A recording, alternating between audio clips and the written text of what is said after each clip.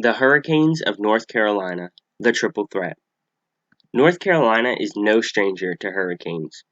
Within 100 nautical miles of Wilmington, 122 tropical storms and/or hurricanes have passed by. Within that, 55 have been hurricanes, so Category 1 to Category 4. And within that, 10 of those have been major hurricanes, so Category 3 and Category 4. Most known hurricanes of North Carolina include Hurricane Hazel, Floyd, Matthew, and of course Florence. But some of the other ones you may have heard of include Donna, Diana, Fran, and Isabel. But there are 3 hurricanes that aren't on this list, and they all happened within the same year, 1955. In the 1955 hurricane season, 3 hurricanes slammed the North Carolina coast, all in 2 months. Hurricane Connie, Hurricane Diane, and Hurricane Ione. This would be a meteorological phenomenon. 3 hurricanes hitting within 2 months was unheard of. Then, if you add Hurricane Hazel from 1954, you had 4 hurricanes striking one area within 11 months.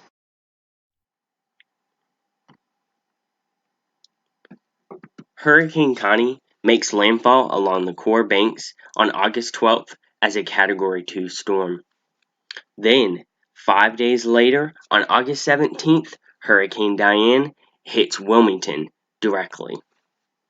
Within a month, on September 19th, Hurricane Ione makes landfall along Morehead City, right in the same area where Hurricane Connie struck just a month earlier.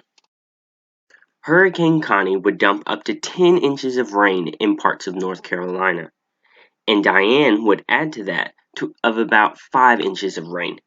And although there was some localized flooding in North Carolina, the major floods occurred in the New England states.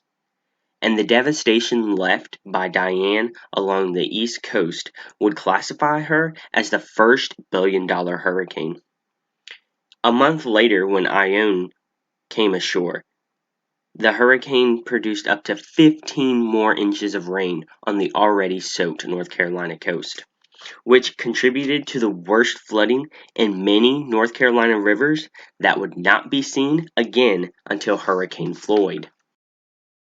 Hurricanes Connie, Diane, and Ione produced massive damage along the North Carolina coast, including the barrier islands that saw storm surge of 7 feet in Connie, 5 to 8 feet in Diane, and about 3 to 5 feet in Ione, and those were all in the Cape Fear region.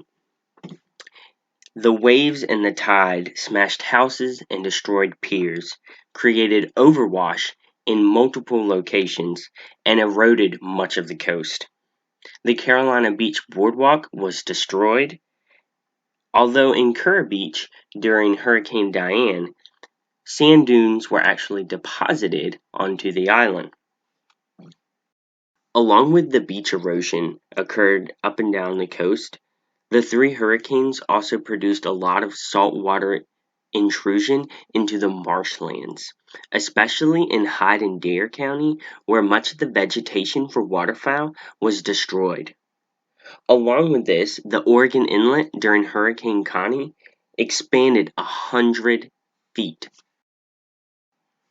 Although there was a great devastation along the East Coast from the 3 storms, North Carolina saw a diminished loss of life due to the Red Cross and government warnings. In July 1955, the Cape Hatteras radar system went live, allowing scientists to observe the radar of the 3 hurricanes during landfall. And this would help create more long-range naval radar systems to be implemented along the Gulf and Atlantic coast.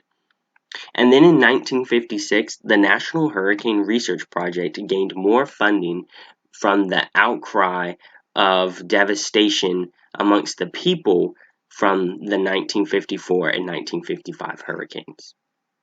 There's no doubt that these 3 hurricanes produce great damage along the North Carolina coast.